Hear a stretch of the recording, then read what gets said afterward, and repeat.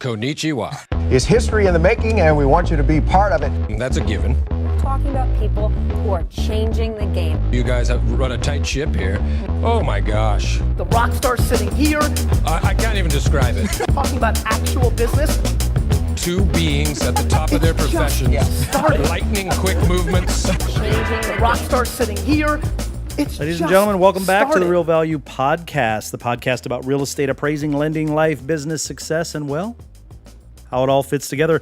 My name is Blaine Feyen. I am your host for this and every episode of the Real Value Podcast, and I am so honored to be back in the Real Value studios again, chatting with you today. I really appreciate you being here. Today's topic, well, it's a multifaceted one with a couple different angles, and I'm quite confident that the topic we're going to discuss and the way that we're going to discuss it today is not the most common approach to this particular topic. In fact, if you saw the title, we talked in the title about raising your fees. This is not going to be the common methodology for raising your fees that is often discussed in trade magazines, industry forums, and the like, although we'll certainly touch on some of those. But at the end of this podcast, you may decide completely to turn me off, never tune in again, and that's okay with me because it will mean that I have hit a nerve with you. And I learned a long time ago while studying Zen and Aikido that when we get upset at something somebody says or does, it's typically because it's touched a nerve, it's touched something somewhere deep within ourselves. A belief system, a paradigm, a view of the world, if you will, a boundary that we have set for ourselves. And in most cases, we can't even identify what it is about the topic that sets us off. Nevertheless, it does. We get upset and it stops there, never to be examined again. We just shut off or shut out whatever caused us to be upset, and we blame it on that. And that, of course, doesn't mean that the person, whatever they said or did, was right or doesn't need to be addressed. It's simply a clue or an insight into our own mind and emotions, which we're going to talk a lot about today. It's an insight into examining those things. It's similar to the saying, if you've ever heard this, that whenever we talk negatively about another person, we're actually expressing something about ourselves that we don't like, or something that we recognize in that other person that we may not like about ourselves at a very deep level. And today we're going to talk about things that may strike a nerve with you. We're going to talk about raising your fees and a couple of tactical and practical ways to do that. But we're going to get deep inside your head. We're going to talk a little bit about belief systems. We're going to talk about firing some of your clients, which I know is a heated topic. But most importantly, we're going to talk about the why and the how to stop bitching about the things that you can change. Now, when I talk to appraisers, real estate agents, lenders, teachers of all disciplines, you name it, anybody in any field of work, really. And I talk to realtors on a weekly basis like you all do if you're appraisers, realtors or lenders. I talk to lenders on a weekly basis. I speak at their forums, their conferences, their Con Ed. And the topic of money, pay, commission, income, salary, pay rates, whatever it might be, whenever that topic comes up, two habits in me are immediately triggered. The first habit is one that I learned from Mr. Toyota. If you don't know who Mr. Toyota is, please go back and listen to the We're Back reboot, which is just a couple episodes ago, and I talk about my history, my background and experience living in a Zen monastery, studying Aikido full-time, and studying under this Japanese master, also a master of business and a master leader. Subsequently, I've learned this. It's been reinforced by a whole host of other teachers throughout the years after Mr. Toyota, and it's the habit of listening very closely. Listening very closely to the words that the speaker is using. This is a developed skill, by the way. Of course, I do this anyways now, just kind of as a normal course of habit. It's been ingrained after decades of use. And by the way, we've got an upcoming podcast on this very topic. The science of listening, linguistics, syntax, the words people use, those kind of things. How to get inside the mind of another person. But I tune in very closely to the specific words that a person is using to describe their feelings on any topic. Could be on money, could be on relationships, could be on dog training. It doesn't matter. I'm not talking about the skill of just being a good listener. This is important to do, but I'm referring to the almost non-existent skill of listening to the exact, very specific words that the person is using and understanding how those words are giving you deep clues, deep insight into how this person really thinks, into the software that operates and runs their brain, into the software that makes them do the things they do and decide to make the decisions they decide to make. Now, as a teacher, a business coach, a mentor, a business consultant, a multiple business owner, my businesses live and die, as do yours, on getting results for my students, whether it's in my martial arts academy, in my appraisal business, in my consulting business. If I don't get results for my students, my staff, my clients, they leave. Again, it's true in my appraisal firm. It's true with my apprentices, my Aikido academy, my leadership seminars, defensive tactics training, whatever it is that we all do in our different businesses. If I don't get results for them, again, my clients, my staff, my trainees, my colleagues, ultimately my businesses as a whole, if you led a publicly traded company, it would be your shareholders. If we don't get results for them, people start looking elsewhere for results. This, again, is true in every single aspect of our lives. It's true in relationships as much as it's true in business and every interaction we have with other human beings. We're either getting some type of positive result or we're turning them away. Whenever somebody is speaking to me, I'm quietly and discreetly analyzing their language.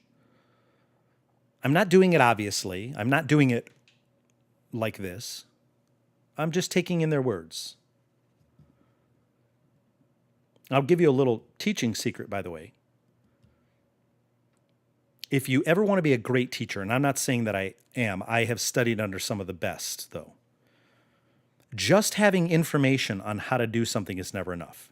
Just having tactical and practical steps, just having tips and tricks is never enough. If you want to be great, if you want to get results, you need to know how to get others to implement your information, your suggestions, your techniques, your tips, tricks, tactics, your specific demands into their lives or businesses. And the only way you do that is to understand at a very deep level how one thinks, how one feels, and how one speaks on a variety of topics. The language that they use and their self-talk. It, of course, helps to know about different learning styles, like whether or not they're an auditory listener, a kinesthetic listener, or a visual learner, not listener. But if you understand on a very deep level how they think, the language that they use in their self-talk, you can begin to install new software. Two things happen when you can hear very deeply the language somebody uses and you start to understand how they think. You gain tremendous insight simply in understanding that person much deeper than most people who only listen superficially. And by the way, most people, and by most I mean almost all of them, listen to respond. They listen for gaps in your conversation. They're hearing you. They heard a specific word or idea that triggered within them a thought, a past experience, or something that they wanted to share. And then the rest of them, the rest of the time that you're talking, they're simply listening for an opening. And they're going, is that right? Okay. Oh, yeah. And then as soon as you stop talking, they jump in with their specific experience. Most people don't listen on a very deep level. So the first thing that happens when you start listening on this level is you gain very deep insight and understanding into how a person thinks, the software that runs them. And second, you can begin altering that software program. First, by the language. You can alter the language that they use, which in turn can help them to start modifying potentially limiting beliefs and feelings about a topic. Usually the process we use is questions. And then, of course, you can begin helping them start installing new words, new language, new thoughts, new ideas, new paradigms, new views of the world, new ways of seeing things, and ultimately new belief systems about what is possible. I have heard it said before that if somebody doesn't have a word for something, they can't can contain a thought about that thing. If somebody doesn't have a word for Bigfoot, for example, they can't really contain a thought about what Bigfoot is, what it means. It's only when they have a word for it and then a description and a definition that they can truly understand a thing. So language, words, definitions are important. So how does this relate to giving yourself a raise, firing your clients, and stop bitching? Well, it relates at a very fundamental level. And to get you to understand where we can go with this idea, I need you to trust me for just a minute when I tell you that at a very fundamental level, this may be controversial, but the business that you have today, the fees you get paid today, the very things you have today are all due in large part to the way you think. Not the way I think, the way you think. What I have, my business, the way it runs, is due in large part to the way I think. The way you feel about how you think and the habitual patterns of languaging, the thoughts that stream forth from the time you open your eyes in the morning until they eventually close at night are what create the results that you have around you. There's a saying in leadership and business training and coaching that goes something like this. Every owner or CEO gets the exact company that they deserve. I'll say that again. Every owner or CEO of a company gets the exact company they deserve, which is a very deep statement pointing to how we create what we have. So if you don't like what's going on around you, look within before looking outside of yourself. When we do business consulting, quite often it's an initial very long interview process with the leadership team of an organization, where of course we're trying to learn the history, the founding story, the founding principles, mission, vision, values, all of these important concepts, but we're also taking very careful notes about the language, the belief systems of the leadership team, primarily of the CEO, COO, this whole C-level suite of individuals. Because how these people think and feel ultimately determines how they act and then how the people underneath them move.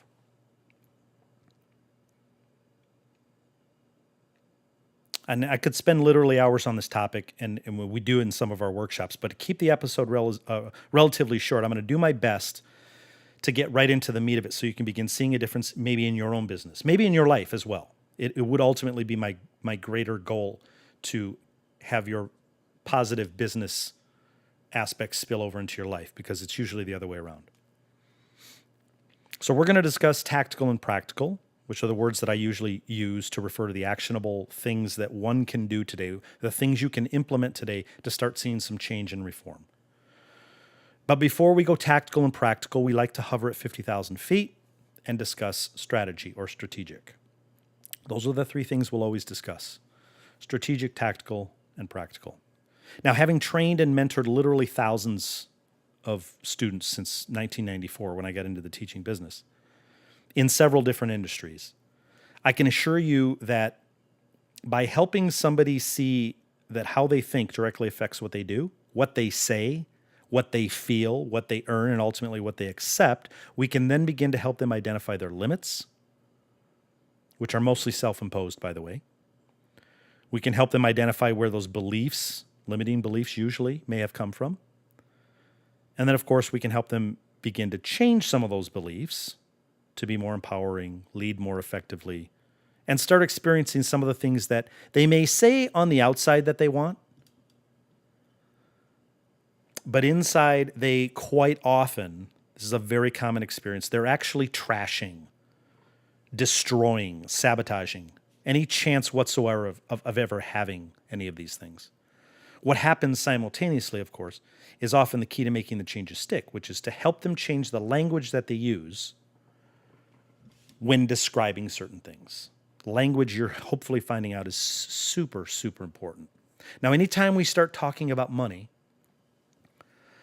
people tend to start to squirm a bit in their seat, either because they don't make enough of it, which is understandable. It's common. I don't make light of it. They've been taught that it's rude to discuss. I'm not going to discuss religion, politics, money, those kind of things. Or because they know they make more than everybody in the room, and they know the reasons why. They know the fundamental reasons why they earn more than everybody. I should say why they have more than everybody. Remember, I promised I wouldn't use the word earn. So I have a question for you. When you read the title, specifically the part about giving yourself a raise, how did you feel about that part? I don't mean superficially, how did you feel? Like, yeah, I want to learn how to give myself a raise. Who doesn't? I mean deep down inside. How does the idea of having more money make you feel? And again, I'm trying not to use the words earn or make when referring to money. Having. My guess is that the surface idea makes you feel great. I mean, who doesn't want to have more? Who doesn't want to have more of those little paper things that we can give to somebody else and get things that make us feel good, whether that be food or experiences or wine or travel or cars, boats, jet skis. Who hasn't had fun on a jet ski? Who doesn't want to give themselves a raise and have more of the very thing that helps give us freedom to do the things we want to do? After all, isn't that why we started our businesses? To have more of those things. Now, I can assure you, deep down inside, most people, the idea scares them, and for a variety of reasons. I'm talking about the idea of having more money.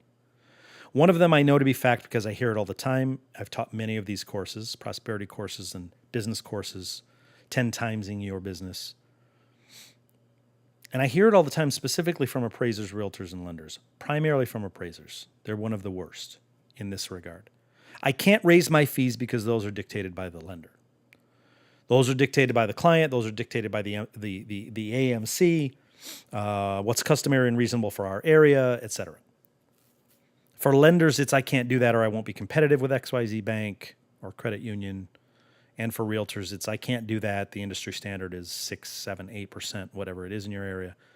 My company controls that. So given the language that you would hear back if you asked that question of somebody, I would know instantly that the feeling associated with that particular situation is one of resignation. A feeling of having no control over the clients that you work with and the fees you've ultimately accepted. And therefore, you're just going to accept them. You might even be the kind of person who takes it to the next positive level and says, you know what, I can't control those fees, so I'm just going to accept them and I'm going to be grateful. And to that, I would say good for you, because being grateful about what you have is definitely an important aspect about when it comes to maintaining flow. Having control over the way things make you feel and ultimately keeping the flow of good things coming into your life is heavily dependent on being grateful, how you feel about those things. However, if you've simply accepted that there are no other option and you've resigned yourself to the status quo, and again, I see it all the time and I hear it all the time, specifically from appraisers. Oh, they're not paying those fees in our area. All the AMCs I work for, I only get $200. All the time. And if you've resigned yourself in that manner, meaning that's what you see in your world, I would encourage you to ask yourself a few questions. Questions are the tools that I always use to start the process of change. Anybody does. If I can get you to ask yourself some very vital questions and eventually get good answers to them, and people almost always do, I can begin to help you make vital changes that lead to real results. And one of the ways we do that is by figuring out the program that's running in your brain, the software that is operating you, so to speak, and then by helping you install new software into your brain. And once the new software is installed in the form of new beliefs about a particular topic, new language follows. We install new language, new syntax, new words, new definitions. We expand your view, your possibilities. We break down the barriers and the boundaries regarding how you think, the words you use when discussing certain topics, and we're on our way to getting new results. That's what this podcast is all about. That's what happens in my business every day. It's what I do in my own life. And I'm going to strongly encourage you implement some type of similar process in your business. So the first thing I would ask you to do is dig down and ask yourself where the belief that you have no control over your clients or their fees comes from. It's one question. Or why you might believe that whatever you're doing right now is the only way that money comes to you. And again, I'm not using the words make or earn. I'm not saying how you make money or how you earn money, because I'm trying to stay away from this concept that there's only one way. Excuse me. And that's to earn it. That's to make it. And I'm going to get to that in a second. So if we examine these questions, why you have no control over your clients or fees, and why you might believe that whatever you're doing right now is the only way that money flows to you, you'd likely give me the answers that I just mentioned. You don't control them, the AMCs control them, the market controls it, whatever it might be. And I would say, no, dig deeper. You've accepted that there's no negotiating those fees because you think the AMC is bigger than you. They dictate the work, the fees. It's all that's available to you in your area, et cetera, et cetera. I've heard all the excuses. But the reality is that you've simply accepted that to be your situation, your scenario, and your reality. In likely the same way that you learned, for example, the way that you appraise. Not judging it as good or bad, but it's likely the same process. The way that you learned to appraise homes today, or sell houses if you're a realtor, or sell money if you're a loan officer, you do it because that's the way you were taught at some level. The way you operate fits with your belief system about what is possible, what is manageable, what's doable, what you deserve, and definitely what you don't deserve. That's a big part of it. And what's not possible for you in your market. My guess is that many of you make canned adjustments for differences on appraisal. You use canned comments on the appraisal because that's the way your mentor taught you how to adjust. Again, not judging good or bad. I'm an appraisal reviewer as well, so I see appraisals all day from other appraisers. And I see the same canned comments and the same adjustments and things. I get it. I understand. We all learned that way to some degree. That's how you were taught, and that's how you go out into the world. You accepted it as true, reasonable, acceptable at some level. It didn't clash with any internal belief system. You didn't ask any questions. And here you sit today, maybe doing things the same way that you did them 5, 10, maybe even 20, 30 years ago. Because that's the way you were taught, and it seems to be working for you. Nobody's bothered you on the topic, so why change? If it ain't broke, don't fix it. But given that premise that we do things a certain way simply because that's the way we were taught, or that's the way we've always done them, is it possible? This is another question, and I'm going to ask you to think deeply on it. Is it possible that the way you think and feel about work, money, income, salary, fees, cost, clients, value, what's possible, and things in general are belief systems? Is that possible, that the way you think and feel about money, about business, about possibilities, about achievement levels, what's possible in your market, is it possible that those are all belief systems that you have, or a piece of software that your brain runs on that continues to dictate how you think, feel, and act today? Now, I'll end the suspense. It's a hypothetical question because there's a right answer. Regardless of how you feel about it, you didn't need to answer it. You may have said, no, it's not a software, but you'd be wrong. There is one answer, and the right answer is yes. We all operate on a daily basis based on the software that runs in our brain. These are called belief systems. They're called paradigms. They're called views of the world, many of which were given to us at a very early age when we didn't yet have the ability to think critically about the world around us. In fact, many of our belief systems are software programs that we operate on 30, 40, 60, 70 years later. And they aren't even explicit lessons that we were taught. They are what we refer to as implicit, implied. Explicit are expressed, ones that are taught to you. Implicit are ones that are implied belief systems, based on what we saw or heard from the world around us. We inferred information. Those are called implied or inferred belief systems.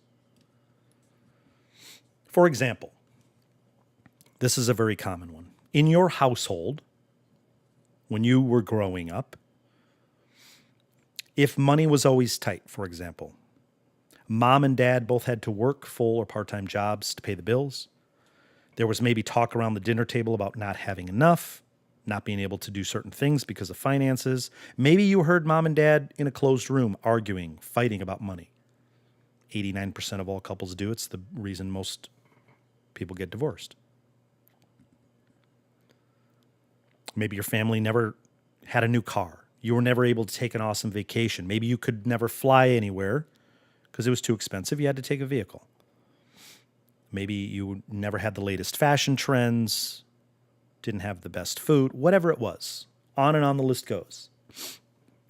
And again, I don't judge that either. We all grew up in different scenarios, doesn't determine how we end up, and that's what I'm getting at. Many of us were raised in households where it was common to receive the life lesson that if you want to be, do, or have something in your life, you have to work really hard for it. Dad left early in the morning, came home in the evenings, quite often when the sun was already down, after dark. Excuse me.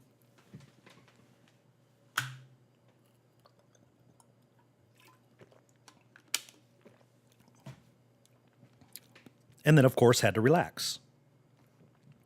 Had a hard day at work. In fact, a very common phrase we've probably all used is the phrase hard-earned money. If you ever heard that phrase or have used it, in fact, if you use it today, I would suggest stop immediately.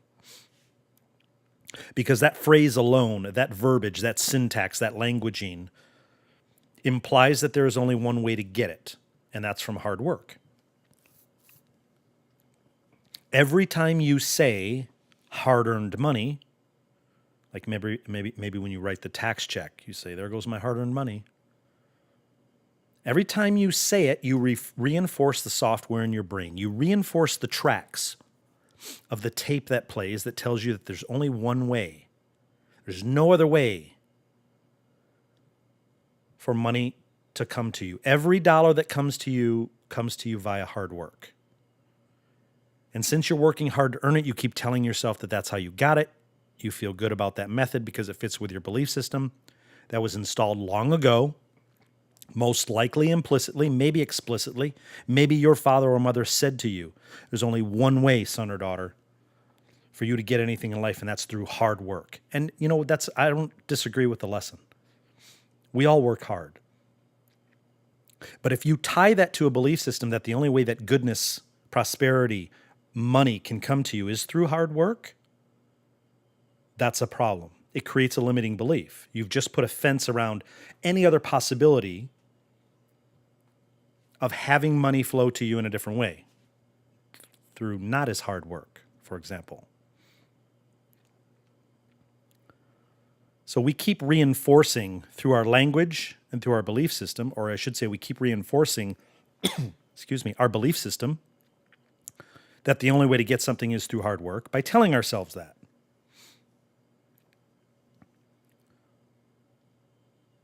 You may look at other people who have acquired something that you don't have, and maybe they acquired it by working a little less hard than you, doing something that isn't as difficult.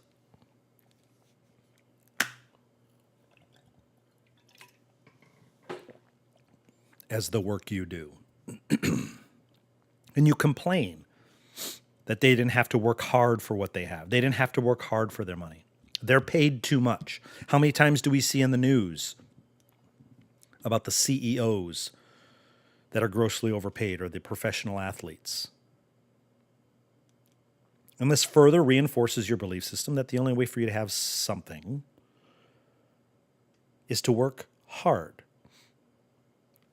Again, it's never become more obvious than in the current world that we live in, where information flows freely and electronically, so we have immediate access to levels of information we have never had before. We could have never dreamed of this level of information 10 or 15 years ago. We see and hear about the Kardashians and the millions, now almost billions, that some of them are worth. We hear about professional athletes and what they make for what they do. We hear about the founder of Amazon, for example, Jeff Bezos, and his net worth being over $100 billion. I imagine he works less than an hour a day. We see and hear all of these things, and we immediately have thoughts and feelings about them. Most people, and I know this because I hear it and I see it in comment sections every day, have a very negative opinion about people who earn more money than themselves. Especially people who earn significantly more than they do for work that they've judged to be less significant in the world than the work that, say, you do.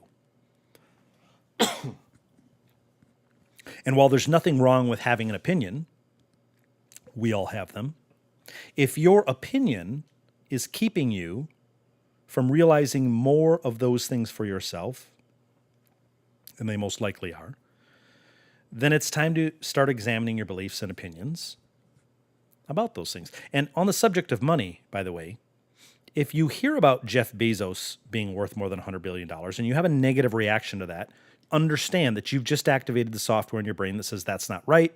It wasn't hard-earned. He's taking it from somebody else. There's not enough to go around. He could feed the world with that money. He only works an hour less per day. All of your focus has shifted to the aspects of Jeff Bezos' income that you have absolutely no control over, which reinforces your belief that we're powerless at some level. Listen to the next podcast, by the way, about Zillow, and we're going to talk all about things you have no control over. And when you start bitching about the things you have no control over, it just reinforces your belief that you're powerless at some level, that there's an imbalance in the world. Rich people are greedy. Rich people are evil. You have to step on other people to be wealthy, or whatever negative stuff you might say to justify the feelings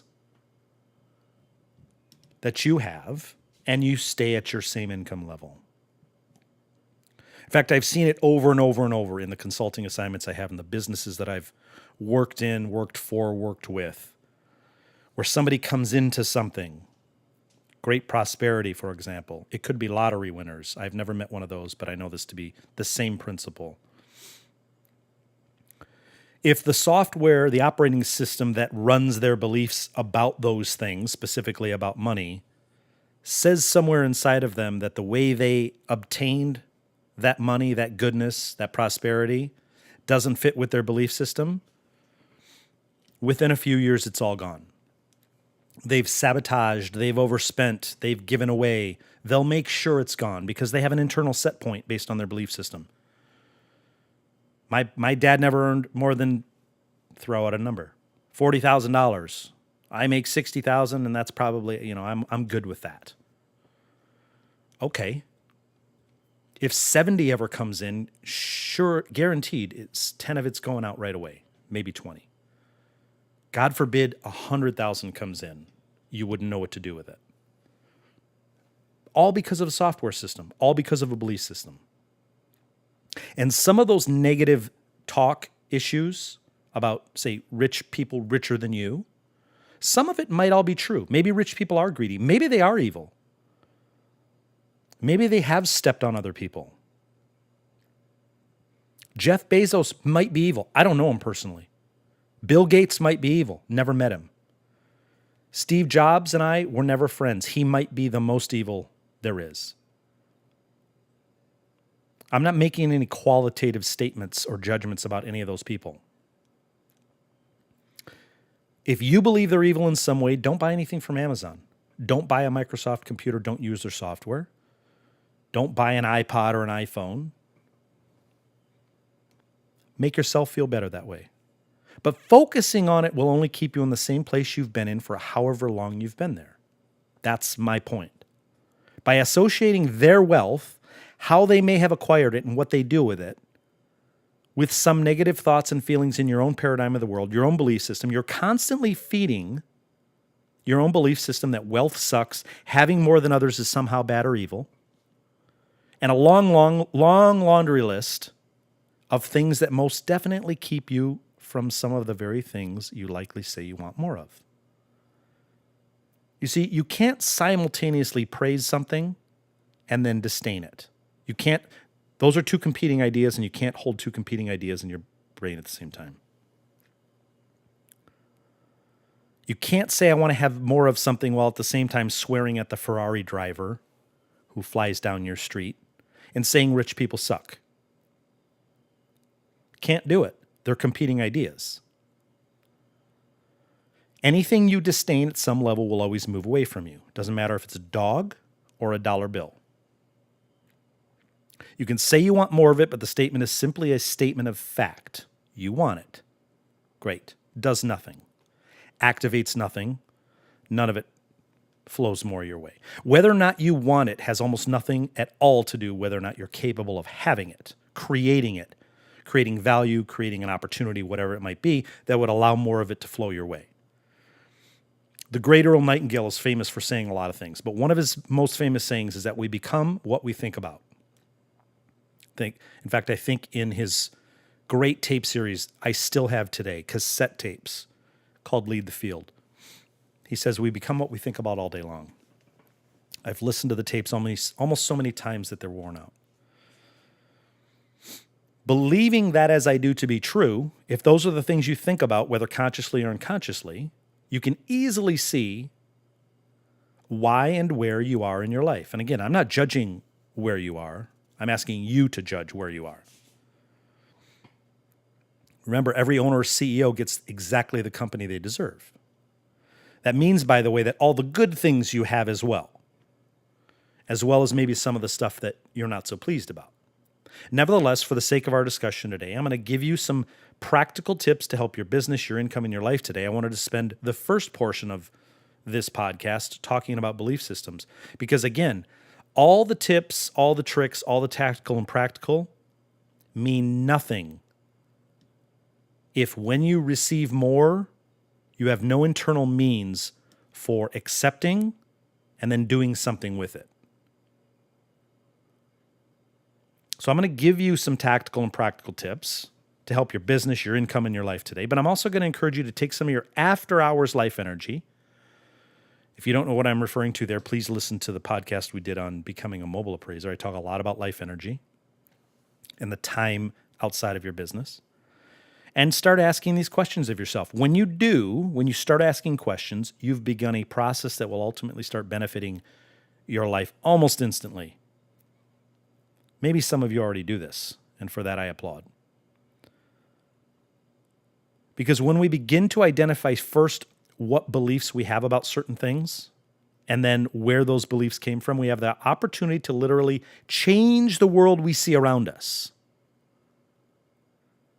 This is not hocus pocus or new age mumbo jumbo either. This is stuff that separates the average from the elite, and I've seen it in all walks, all areas, all businesses. You can always give somebody a technique, a tactic, a script, a piece of technology to help them in their business or life. But if there's a belief system, if there's a software program buried deep inside of the brain that says ultimately, I don't deserve to be happy, healthy, wealthy, have freedom, I don't believe there's enough to go around, money's only acquired through blood, sweat, and tears, and all the crap that we hear all the time, they'll always and forever make choices that contradict the benefits that the tactic, the tip, the trick, or the script were meant to deliver. I see it in businesses every day where the thinking is stinking from the top level, so the business flounders in some mediocre state if it doesn't eventually go out of business. I have been part of companies where this occurred. I've coached companies and company owners where this was the case. I've had personal students who were CEOs and COOs. And I've mentored many where this was their biggest hurdle. In fact, I have learned from many of those. Some of my belief systems were garnered and gained and gleaned from very big thinkers heads of organizations. I was there mentoring on leadership. They were teaching me about wealth consciousness. It's only when and until the thinking and the belief systems, the software program that's running everything about what is possible becomes the program that's running you and everybody in the organization, most importantly, the leader, excuse me, that things begin to change in the people and in the organization. Now, I'll give you another example. This one comes from the physical world, and it doesn't have to do with money. It emphasizes the power of belief, and I have a lot of experience in this particular area. It's from the world of defensive tactics. It's a world I've been teaching in since the early 90s.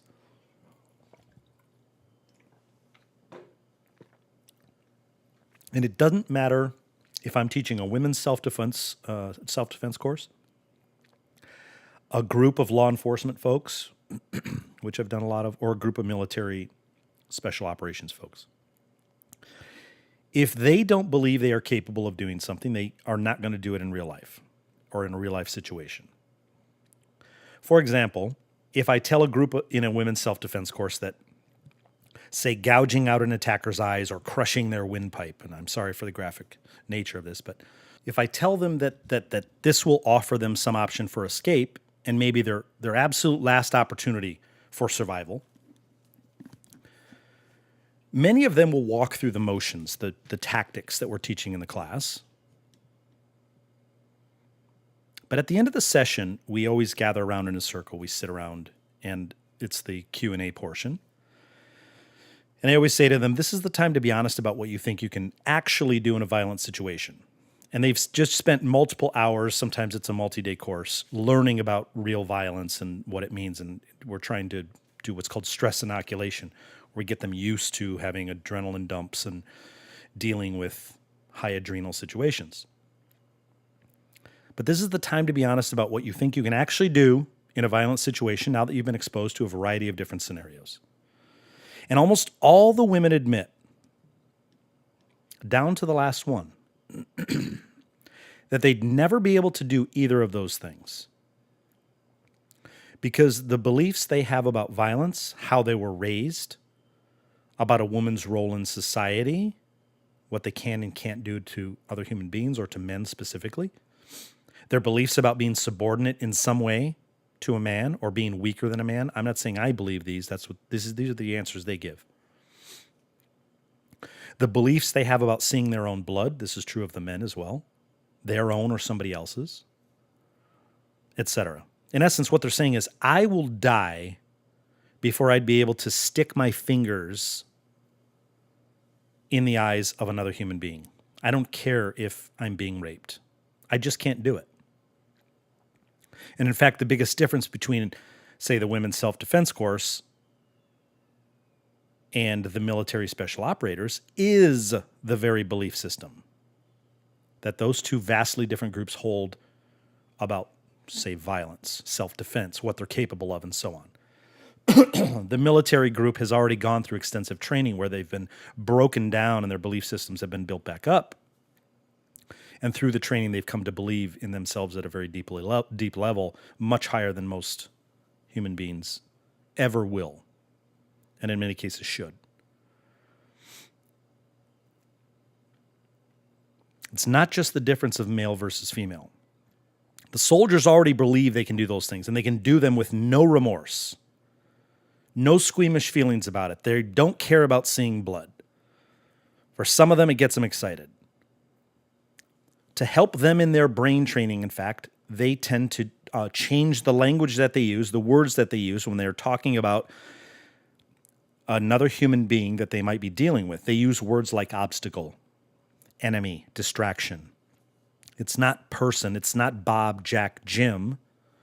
It's that human being is an obstacle, keeping us from our goal. And by doing so, they bypass the brain's normal connection to the feelings that they've been taught to have for other human beings as they grew up, hopefully. And by defining the other person with these inanimate, tactical or task-oriented terms like obstacle,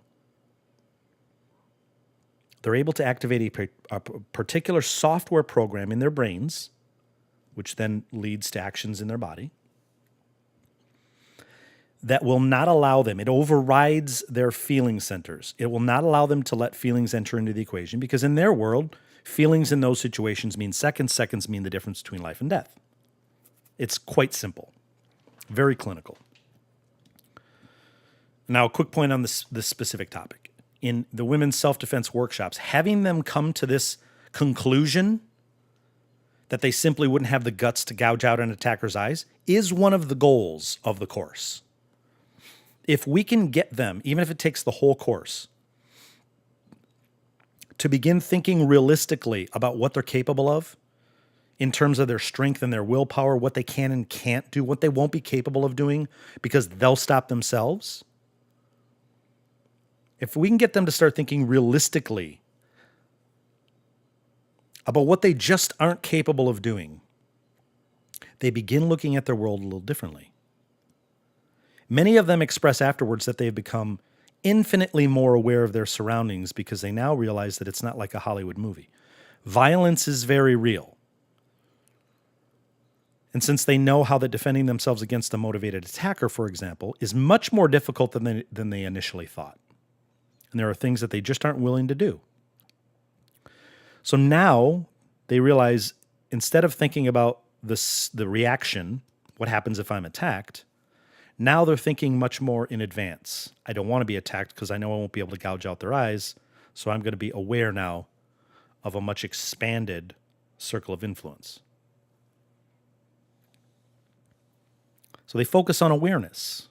They focus on avoidance. We teach them what are called pre-incident indicators, how to look for things, how to look for clues, how to look for what's out of place in their environment. We teach this in business as well, but it's more for finding and creating opportunities. So we teach them how to focus now on their surroundings and situations, parking under streetlights, having their purse slung across their body in a certain way, so taking them out of what we call the victim profile category. And it allows them a level of freedom, realistic freedom, that they weren't allowed before. Even if it's them coming to the realization that they don't have the ability to stick their fingers in somebody's eyes. But they now know that. And this is an example of where a tactic or a technique conflicts with a belief system, and where a conflict like that exists, the belief system always wins and takes over. Always. Maybe not immediately, but it eventually has ramifications and a chain of events or a chain of effects. And it's a very important concept to understand, because in your own life and business, where a conflict between what you say you may want, like more income, for example, more business, more clients, and a deeply held belief or belief system that says it's just not possible and here's the list of reasons why, even if that's all going on subconsciously on a tape that's playing in the back of your head, the belief system will always win. You can say you want it, but if you don't believe it's possible, it ain't happening. And again, even if you do somehow attract it, by some chance, implement some new product, system, program, and more money starts flowing in, if the deeply held belief system about money is never addressed and reprogrammed, if the languaging doesn't change, if the core belief that you learned as a kid that money is hard-earned and hard-earned only, if that's not reprogrammed, the money will eventually be squandered, lost, or start flowing the opposite direction. It's just a universal principle.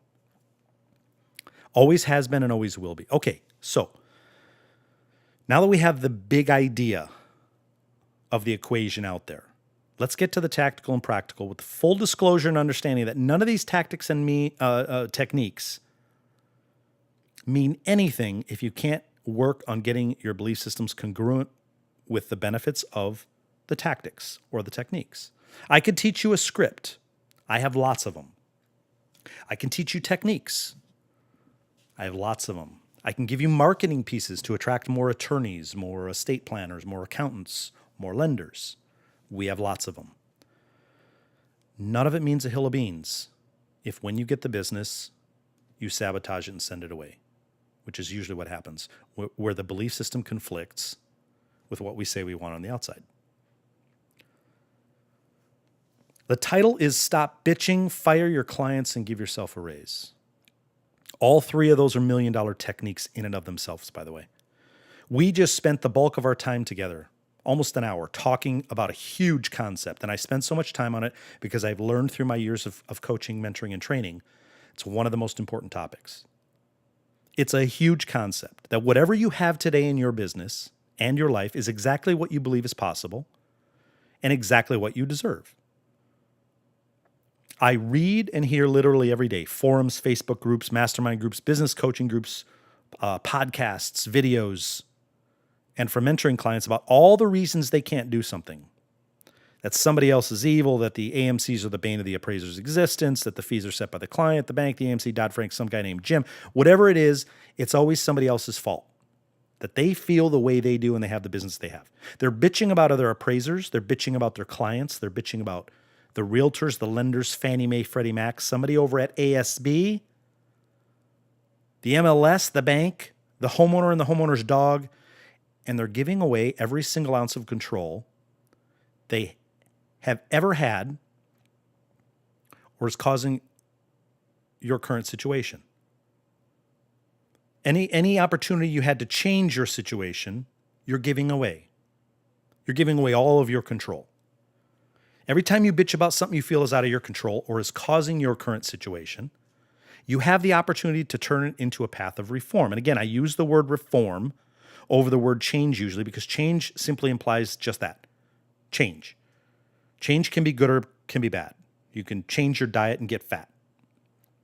Reform implies change for the positive. It's a simple concept called clarity through contrast, and it's literally transformative, and here's how it works. Anytime you catch yourself bitching about something, anything, doesn't matter what it is, identify the words that you would associate with bitching, negativity, can't do this, not gonna do this, those darn people, whatever it is. Recognize that you're doing it. That's the first step. Identify what it is that you don't like about the situation, and then immediately shift to asking one simple question. What do I want? Clarity through contrast. The contrast is what we don't want. Those damn realtors, those damn loan officers, those damn this guy, that girl. Okay, you got it out. Now you identify it. If that's what you don't want, that's the contrast. Now let's go for clarity. What do you want? If you don't like the fees that an AMC is paying, stop bitching about it. You have options. Simply ask yourself, what do I want then? The answer is, it's simple, right? You want a higher fee. Okay, now you're on the path to reform. Is it that simple? No, but it's a start. You've literally started building a new pathway in your brain because you've interrupted the old pattern. That's part of one of the steps. You've interrupted, you've begun installing new software in the form of a new question, and you've started the process of seeking better answers, which you likely hadn't done before. Now, understand, the answers may not be immediate, but by simply starting to ask the questions, you've activated the process through which answers come. It's that simple. So let's start. Let's go tactical and practical. Let's start with the first one. You want a higher fee. Let me ask you this. Have you ever asked them for a higher fee? Now, I know some of you will say yes. Some of you have because I've talked to some of you, and I've also done it myself on many occasions. In fact, it just happened to me, and I'm going to talk about it in a minute. We've done it so many times in our business, actually, that it's just now become part of our initial process when we get on board with a new client. It's a primary process, not a secondary process. It's a primary process when interviewing new clients in AMCs. It might sound stupid, but I've asked so many appraisers this question. The most common answer is, well, no, because they sent me the fees that they pay. They notified us what they pay in our area, and when they send a request, I just accept the fee and they send it to me. I know that process. I know it well. To which I ask again, but have you asked them for more? The answer is almost always no. So step one is to simply ask first. This is called level 1 tech support. And my standard script I'm going to give to you when interviewing a new client or AMC is to ask for their fee sheet or their particular areas, their breakdown, and or products, which fee for which product. Once we see the sheet, regardless of the fee, by the way, it doesn't matter if it's our standard fee or higher, we always ask them for more. Again, it's part of our built-in belief system that if they're willing to pay $600, let's ask them for $7. We might be happy with $6, but if they're willing to pay $6, let's ask at least if we can get more. We always tend to believe that we're one of the best in our market, so we deserve more than what they're paying everybody else. That's my belief system. Anybody else can disagree with it. It doesn't matter to me. That's what I believe, so that's how I act. I act in accordance with the way that I believe. So here's the script. We simply say, hey, I really appreciate the opportunity we have to work together. But our standard fees for this type of appraisal are X. Say $450. You pick the fee. I see from your fee sheet that your standard fee for an average appraisal is Y, presumably less than what you want. Is there another fee sheet you have for your preferred or tier 1 appraisers or your platinum level appraisal panel? Because we found over the years that our work typically qualifies us for those higher levels. We're going to talk on another podcast about tier 1, by the way. Now, if the answer is no, they say, nope, this is our only fee. We don't stop there. We simply say, okay, I understand and appreciate you giving us the opportunity. Can I ask who the appraisal manager is, and would it be possible to speak with them about some of the other services we offer that might not be common in other appraisal firms? So what we've done with that type of languaging is we haven't said to the person we're speaking with, hey, you're a low-level staff person, put me in touch with somebody higher than you, because you might already be speaking with the highest level person you're ever going to interact with at that company. You don't want to go and offend them. Might be the contact person you're dealing with all the time. And by the way, we always recommend treating everybody as if they're a family member of somebody in the company. You're simply asking a question, and then when you don't get the answer you're looking for, you move to a different tactic. And the different tactic is to suggest that you might do some things or offer some services that aren't on the typical list and therefore wouldn't be covered by the fee sheet. And if they can put you in touch with somebody higher up, you can oftentimes have a very normal human conversation with a person who gets it.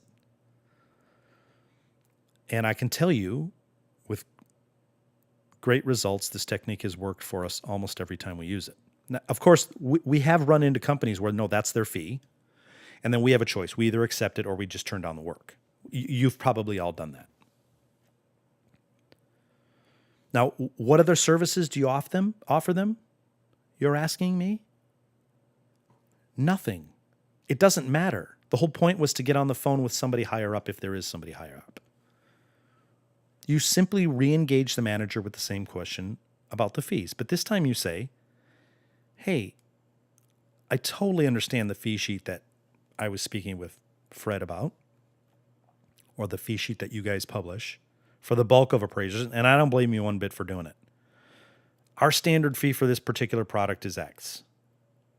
And almost all of our clients are paying that or more. I imagine you guys have an inner office fee sheet for your top appraisers in every market. I mean, you have your favorites. So I'm just asking if that is available to us, and if not, how can we attain that level with your company? And again, I hope you're listening to the languaging. I'm not saying it's the best or perfect, but I'm simply having a human conversation with somebody and saying, come on, there's something else there. You can share it with me. You may not give me the fee, but if I can get them to agree that, yeah, we do have another fee for other appraisers, our preferred appraisers, now I know that they do have a tiered system. And then I simply ask the question, what are the parameters? How do I get on that list? What do you need to see from us? Now, if all of this sounds too much for you, too salesy, if you will, it probably is. Don't ask. Don't use that script by any means. Because if you can't do it without having your voice quake or shiver, or if you just can't imagine saying something like that, you're like the women in the women's self-defense group who can't gouge out somebody's eyes. Not that this is related. But if you can't say it with confidence, if you can't have that kind of conversation, don't do it. Accept the fees that they're paying you, but stop bitching about them. Take their fee, shut up, do the work, and at least be happy about it. Activate the law of gratefulness. Just be grateful for what you have and see what more flows to you. If everyone asked or spoke the way that we do, the AMC would either raise their fee, all their fees for everybody, because everybody would be talking just like me, which again would mean we would just ask for more, or they'd tell everybody to go pound sand. The reality is almost nobody asks, and I'm going to tell you in a minute how I know this. Almost nobody asks. So one of three things happens. Most of the companies give us our requested fee. They give us the steps and standards that need to be met to attain that fee, that higher fee. Or we say thanks, appreciate the opportunity, and we just choose to go our separate ways. No emotion added. We don't bitch about it. We just say, hey, thanks, really appreciate it. Apparently, we can't do business. If you accept their fee and it's too low for you, you're activating the script in your brain that reinforces the belief that that's all you're worth. Now, I know I'm not addressing a key point here. The key point is that some of you accept those lower fees because maybe you have apprentices that you give those to. Maybe you have staff people that you give those to. You have bills you have to pay. Business is like that. I get it.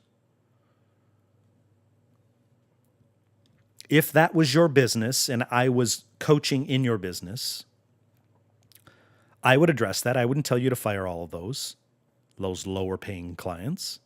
I would understand what you're doing, but we would dig very deeply and we would create a longer term 3-month plan to start eliminating some of those lower fee people. Either get the fees up or start eliminating them and trying to attract higher fee, more elite clientele. But just understand, when you accept that, when you go, okay, and you start justifying and finding reasons to accept the lower fee work, you're activating the script in your brain that says that's all you're worth. So you say, well, I might as well just take it. Now, when you do decide to use a script or languaging like you just heard me say, the fee increase typically comes with a little caveat from the AMC, a little bit of finger wagging, a little bit of they look both ways, and they go, listen, we're going to try this out with you, but we expect X, Y, and Z. Might be turn times, might be quality, whatever it is. We're going to be monitoring your reports. And if we don't see A, B, and C, we're going to have to adjust your fees back to the normal fees, to which we say, of course. They're a business too. They have standards for their clients that need to be met. We understand that. At least now I know how to get on that higher level, that higher tier, what the opportunity for higher fees are. And then we know if we can maintain, if we can meet those standards. And by the way, it has to be said, of course, that quality work is the highest order for any business, especially appraisers. I know that there's a subjective nature to quality. We say quality, we look at 10 reports, there's going to be 10 variations of quality. But there are also objective standards to developing what is considered a quality report. Developing credible, non-misleading reports and supporting and documenting your results, your adjustments, your methodology, and your reasoning and rationale behind all of it is the minimum level for entry into being called a quality appraiser, in my opinion. There's talk about tiers. Again, I bring up that word. Tier 1, Tier 2, Tier 3. It's been floated out there by some trainers and some folks with the understanding that somewhere there's a secret list and your name is on it. Where you fall on that list determines what your fees are, the fees you can command, and the type of work you're eligible for. And by the way, we're working on a project here at the Real Value Podcast where we call on camera a bunch of banks and AMCs to inquire about their tier levels relative to the fees. We're filming it all, so stay tuned for that podcast. Nevertheless, I can absolutely guarantee you that the tiers, if they exist, do not control your destiny or the level of income that flows to you. There are shitty appraisers getting paid top dollar, and there are really good appraisers accepting shitty fees from turn and burn clients. We know this to be true. I review appraisals all the time, as many of you also do, and you know this to be true, so let's dispel at least part of the tiered appraiser myth. Just as there are shitty realtors and shitty lenders earning top commissions, there are really high-quality realtors and really high-quality lenders doing great work for their clients, struggling for every dollar that flows their way. Tiers or no tiers, quality work is a must. We will never argue for speed over quality. I talk a bit in the mobile appraising podcast about, how long it takes us to do a typical report. And I would say we're fairly fast at turning around reports. And I'll never argue for speed over quality, but what I argue for is efficiency and optimization in your business. And a lot of what takes people time that we've seen in talking and coaching other appraisers in their appraisal businesses is a lot of double, triple entry stuff, which is what I talk about in the mobile appraising podcast. So for sure, listen to that one, where you can shave 15, 20, 30 minutes off just by simply going to single entry, using a tablet, using a laser measuring device.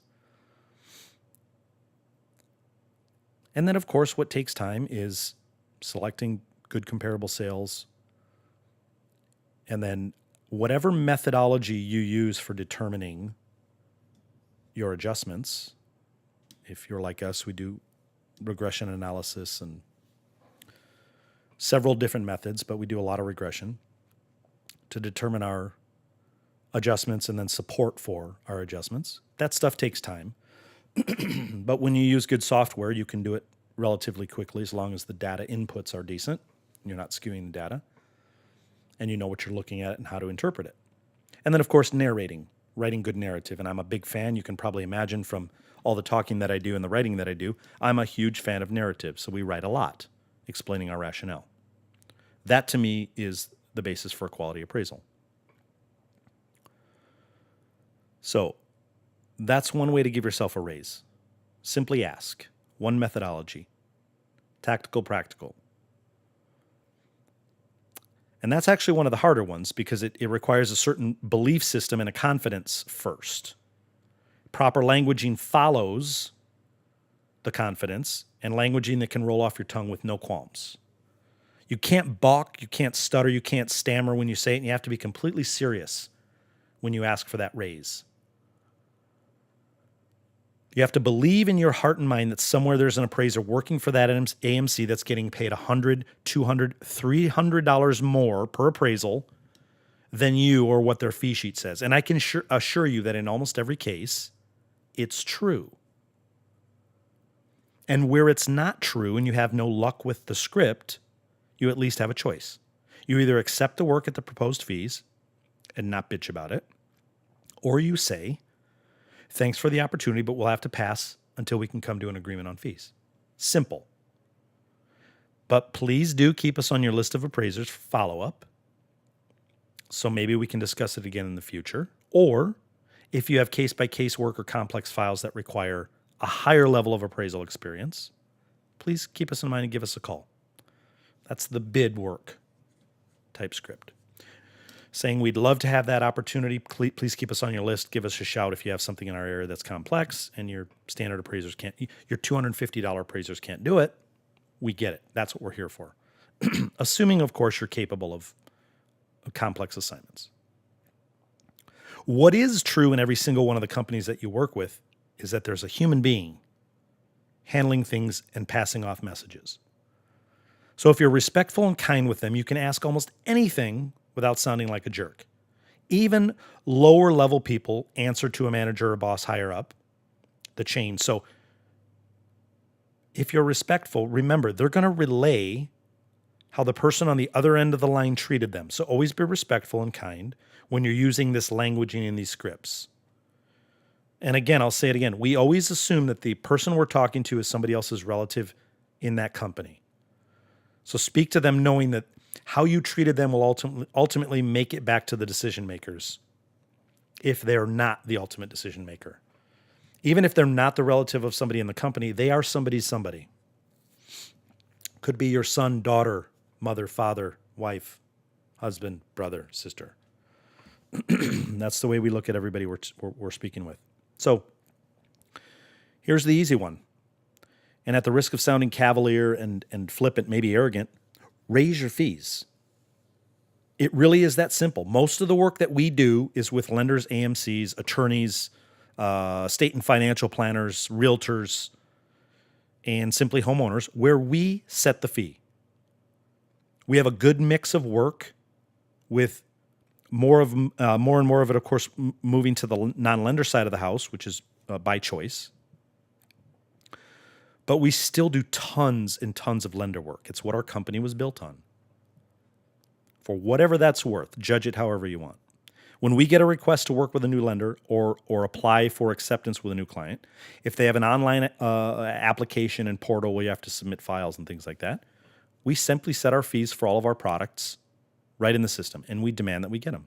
And by demand, I simply mean that when an order comes over that's below our stated fee, and it does happen, we have the choice, again, hear that word a lot, of accepting it as is, asking for a higher fee, or turning it down. Those are always our three choices, and we don't labor over them. Simple, end of story. We don't spend even 1 second bitching and moaning about the fee, the state of the appraisal business, what the president said or did last night, those damn realtors, Jim, any such nonsense. None of it.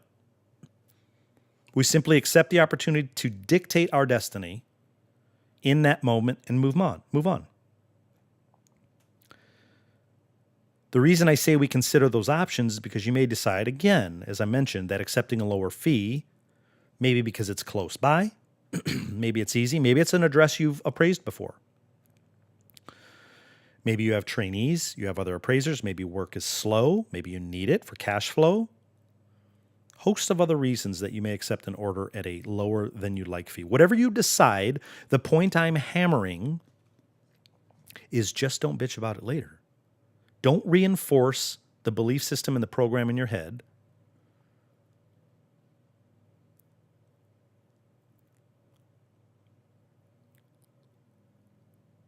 that automatically starts bitching as soon as the external world isn't matching up with your expectations about it. If you accept a lower fee, accept that it was situational only. It's not the state of the whole world, and that's it. Don't add any negative emotion or talk to the situation. If you'd like to get $50 more per file, simply tell all of your clients that your fees have gone up $50. You don't have to explain, complain, or give any excuses whatsoever. In fact, I would advise against it. Simply say that your fees have gone up. If you want to use the line that your fees are much higher with all of your other clients, they're already higher with everybody else and you're just getting around to raising it with them, fine, use it. Just raise them. The thing about raising fees is that once you do, you give yourself the opportunity to do fewer assignments and make the same as before. You can do the same amount of files and obviously make more, simple math, and or fire one or two of the clients who give you the most grief, pay you the lowest fees, make you do the most work, meet the most egregious turn times, rate you on a degrading quality scale or turn time scale, give you the most revision requests, and generally cause you the most headaches in your business and life. By keeping those clients around, again, you're reinforcing the software program in your brain that says for the money to be earned well, it must be hard-earned. What does hard-earned mean? Meeting egregious turn times, being talked down to, being rated on a degrading quality, all the things I just mentioned. You're just reinforcing your own belief system. Again, based on your thoughts and brain software, you're getting exactly the company you deserve. Those, by the way, are the lowest profitability clients for you because they pay the lowest, typically. I'll address the ones that pay high or better. And you work the longest hours on those files. I'll also throw out there that I have fired some of our highest paying clients, but they were the ones who fit all the categories that I just mentioned, with the only difference that they paid really well. However, given my belief system and how my businesses operate, I know two key things. The highest paying clients aren't always the best. Sometimes they're the biggest pains in the ass. And two, getting rid of the headache clients, regardless of how much or how well they pay, frees up time, frees up space in the day, and it frees up mental and emotional space to take on new and better clients. All of my businesses, regardless of the genre or the industry, operate on the same in this regard. My martial arts schools, we don't accept every student. Doesn't matter what they want to pay. We know we're not right for everybody and not everybody's right for us. It's the same with your clients. Essentially, we educate our clients and students on how we work, what our expectations are, and we expect that they'll do the same. We expect that they will let us know how they work, what their standards are. And every month we review our client list. And if somebody falls in this particular category, we fire them if they don't meet our criteria. And I can assure you, there are many months where we don't fire anybody. But it's primarily because of our systems now. The type of business we attract now, the reputation, the education, the speaking and teaching component that we've built into our business or that I've built in, all of the belief systems that we've been talking about this whole time. However, when somebody does make that list, we waste no time in saying, thank you for the business, best luck in the future. We're done. We don't add any emotion to it. We're not negative. We send thank you cards. We have a list every week that builds up. We send out thank you cards to our realtor clients, our lender clients, our homeowners, our lawyers, and even the ones we fire. Want to thank you for all the business. Really appreciate it. We don't say you're fired. We just stop accepting business.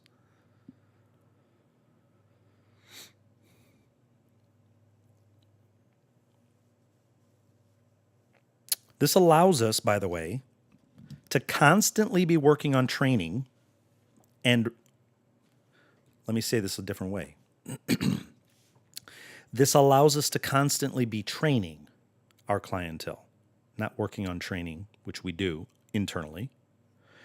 But it allows us to work on training and teaching our clientele and raising up what I call our B and C level clients to get them to become A-level clients in our business. An A-level client, by the way, if you want to write this down, is a client who will stay, say, and pay more in your business.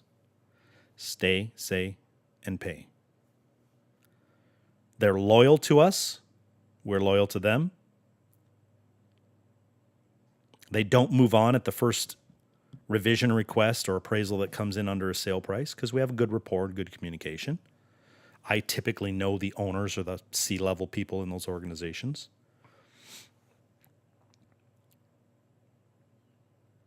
And they essentially, they stay with us. That's what loyalty is. Stay, say, and pay. The first one is stay. They stay with us, we stay with them.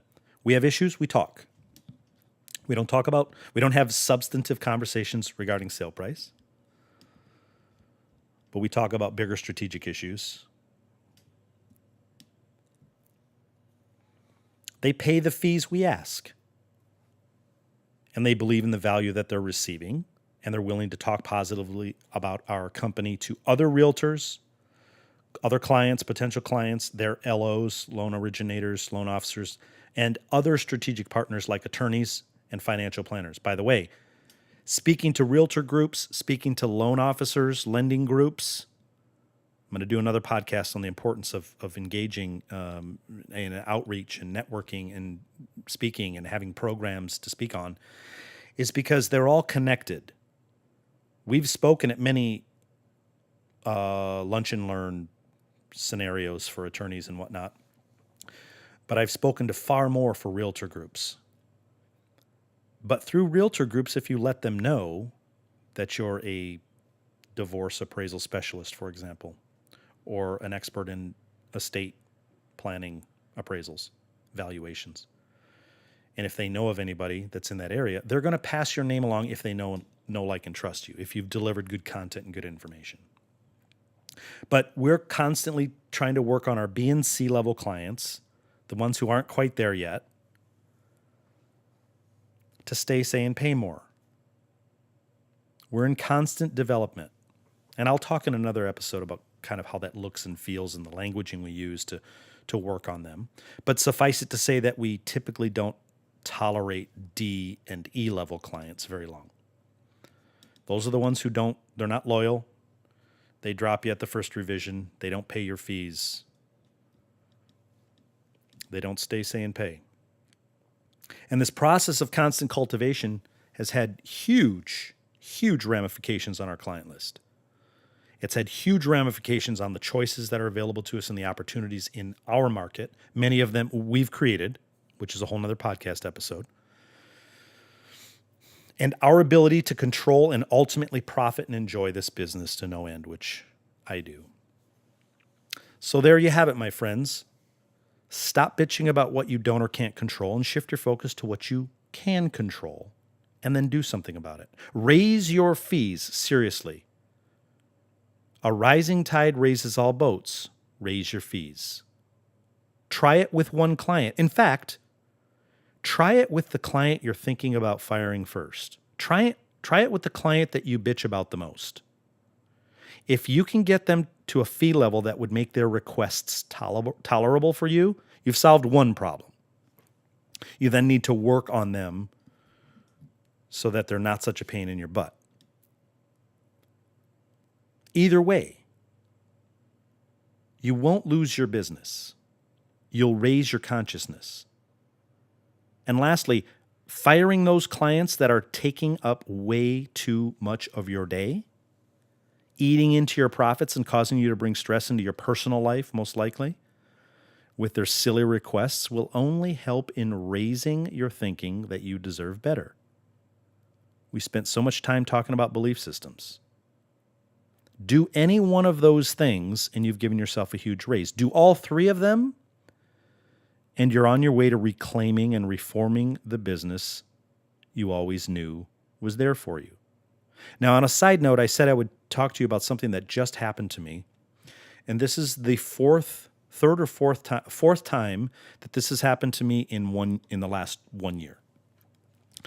And what happened was we had that fee conversation. I used that languaging. By the way, this was a good client that I have spoken on panels with and things anytime we do speaking engagements. And I got the business through them. This is a lending organization. And they use an AMC, appraisal management company, and we signed up through the appraisal management company. We submitted our fees through the portal, and all was good. The first several orders, all of our fees were what were on the orders, and we accepted them, and all was good. No crazy revision requests, no crazy scope of work requirements. Everything was good. And then we started getting lower feed orders sent to us. We always turned them down, but we would try to conditionally accept them pending a fee increase per our fees. And they were all being declined. So, as is our course of business, I call my contact over there and have this conversation with them. So consider this a bonus. The conversation goes simply something like this. Hey, Jim. Jim's a recurring character in my podcasts. Hey, Jim, it's Blaine over at Real Value Appraisal. Just wanted to give you a quick shout because I wanted to bring something to your attention so that you didn't think your business wasn't important to us. That's important language. We've been getting orders from your company, which we really appreciate. But I just wanted to bring it to your attention that several of the orders recently have been under our agreed upon fees. We didn't reject them out of hand, but we went through the normal process. We conditionally accepted the orders, pending a slight fee increase to meet our minimum threshold fee, which was typically within $50 or $60 of the order fee that they sent over. But that was enough for us to return it, or decline it, I should say. We have a minimum level we will not accept. And the person on the other end of the line, again, this is the fourth time this has occurred, which is why I recommend doing it with everybody. The person on the other end of the line said, I'm so grateful you've called me because I had no idea that was what was going on. Can you explain a little more? And of course, we spent some time. I talked about the situation and said, and this is important language, so this is one of the key points I want you to focus on. I follow up that conversation so that he understands the reasoning for my call. The reason for my call is not to get more money. That's ultimately what's going to happen. But the reason for my call, I don't say this to him, but I'm telling you, the reason for my call is to try to raise the tide. And because I've had this conversation on 3 other occasions with CEOs of those organizations and affected some reform, ultimately the result was that we got our fees and more. In fact, in one of the situations, I was responsible for setting all the new fees for all the appraisers on their panels. But what they ultimately say is, I'm so thankful you told me this. I didn't know that this was the process. I'm not sure what our process is at the lending organization and what the process is at the AMC. I need to dig into the process and find out, where is it being rejected? Is it the AMC submitting a lower fee, hoping that the appraiser accepts it, and therefore the AMC can make a little bit more money? We're not sure. And it doesn't really matter to me. I don't care. All I know is I have a minimum threshold fee. I either get it or I have to decline the work. I need to free up that hour. I don't care if I'm not working that hour. I don't care if I'm not working on an appraisal. And by the way, that should never be your thinking. Well, I don't have anything to do, so I might as well take it. That's factory worker thinking. You could take that free hour and be working on your business. You could be marketing. You could be calling contacts. You could be out walking into a law office and handing out business cards. You could be creating a podcast. You could be creating content, a training course, something to bring in more business. As soon as you accept that lower fee work, you're reinforcing the software program that says that's all you're worth, and you'll get more of it. We don't. It's declined or conditionally accepted pending a fee increase. But here's the key to the conversation. Jim, the reason I want you to understand, the reason I'm giving you the call is not because I'm unhappy about the lower fees that came over. I totally get it. Organization has business expenses, they have operating expenses, and maybe that's a way for them to cover some of their operating expenses. But I wanted you to know, because my experience in the past and with other of my clients, when this situation happens, I felt it was my responsibility to let you know, because I have found that quite often people in the organization do not know that this is going on. And of course, the whole time he's saying, yes, yes, yes, thank you so much for letting me know. I'm going to dig into this. And I go on to say, what we have also heard from those other heads, CEOs, appraisal managers, whatever it might be, is that when this occurs consistently over time, where their orders are being rejected or declined, they're being rejected and declined by whom? By typically the best appraisers, those mysterious tier 1 appraisers who demand higher fees, like us. The only people who are accepting them are the ones who are willing to take that lower fee. It's not to say they're bad appraisers. I might be insinuating it, but I'm not saying it. But that's what the lender thinks. So I say the reason I'm letting you know is because I have heard from other heads of the other appraisal departments or heads of these other lending organizations that they want to compete with the best appraisers in their market. And they know that if they pay $50 or $100 or $150 more, which they can pass on to the borrower in the thousands of dollars of fees that they have to pay, whether it's origination points or interest rate or closing fees or title, all the different fees that go into the closing statement, they're going to, and there's an appraisal management fee in there, by the way, they're going to pass that fee on. The lender's not eating it. If they want the best appraisers, if they want me to accept their work first over my other clients, then the fees have to be commensurate with those other clients. And when you phrase it like that, they immediately get it because they're no different. They're working in the same way. So when you say the only reason I'm having this conversation with you is not for the money, it's because I wanted to let you know. I didn't want you to think I was turning down your work because I don't like you or I don't want to take the work. It's because that I only have so many hours in the day. I'm only 1, 2, 3, 4, or 5 people. We can only do and produce so many appraisal reports in an hour, day, week, or month. And therefore, we have to fill every hour with the highest feed work that we can. And they always go, I totally get it. Totally understand. I'm not going to spend 2 or 3 hours doing an appraisal at $300 or $350, sometimes even $400, when I have an appraisal client over here sending me an order at $625. I'm just not going to. I'm worth the $625 hour or 2, whatever it takes me. And the person that is sending me the work at the lower fee needs to understand, if you want me, you have to compete at that level. And this is the 4th time I've had the conversation. I have yet to have somebody say, well, you're not worth it and we're not going to pay it. No, it's because of the way I've gotten the clients, usually through speaking engagements, coming to their office, teaching, training, coaching, whatever, that they realize the value of our work and they say, it's absolutely what we want.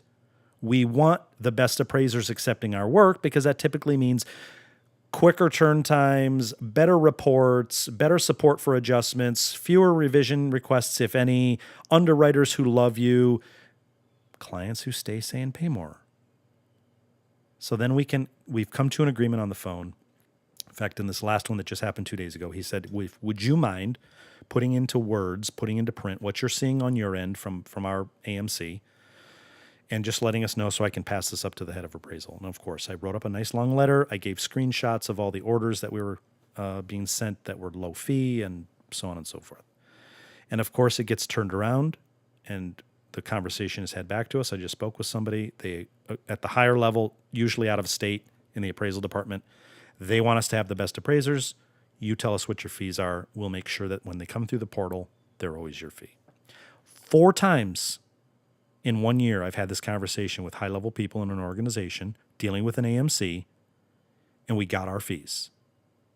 It can be done. You have to have the languaging, you have to have the guts, you have to have the confidence, and you have to have the belief system that says you're worth it. I've just given you examples of how that conversation goes. If you'd like me to script it out for you, you want to have a conversation with me personally, I'd be happy to discuss over the phone, Skype, whatever with you. Don't ever hesitate to call. You can go to my website, realvaluegroup.com. You can contact me that way, whatever. But it's happened. I'd be happy to share with you on a personal level the letters that I've written and the conversations that I've had and the screenshots and all those things. But that's one of the examples that happened to me recently. So do any one of those things and you're on your way to building a solid organization. We have a podcast coming up where I am going to be talking about what the news that just came out yesterday that Zillow is acquiring a mortgage company. It's made big news. If you don't know about it, please listen to the next podcast coming out. And that is it for this one. I want to thank you, my friends. My name is Blaine Feyen. I am your host for this and every episode of the Real Value Podcast. Although I say that now, we do have some plans to do some interviews. We're going to interview some heads of, some CEOs of some loan, financing, loan, mortgage, big mortgage corporations around here. We're going to talk to some underwriters. As I mentioned, we have a podcast coming up where I call banks, credit unions, and some AMCs, and I ask about their tier levels, if they actually exist, and if the fees are different. And we've got a whole host of things coming up, so please stick with us. We will be adding an email collection portal slot on our website. It malfunctioned on the last one, so we want to make sure we get it right, so that you can always be notified when new Real Value podcasts come out. But please pass this information along, pass the link along. Feel free to share it on Facebook. And most importantly, utilize the information that you here in this podcast. And remember that you and only you determine the course of your life and business. The decisions, the belief system, the software, and the program running your brain that helps you make the decisions you make ultimately determine how you feel about those decisions. Doors will open and doors will close based on how you think and feel. So make some decisions today that open new doors and go create the circumstances in your life and business that allow those doors to become visible for you.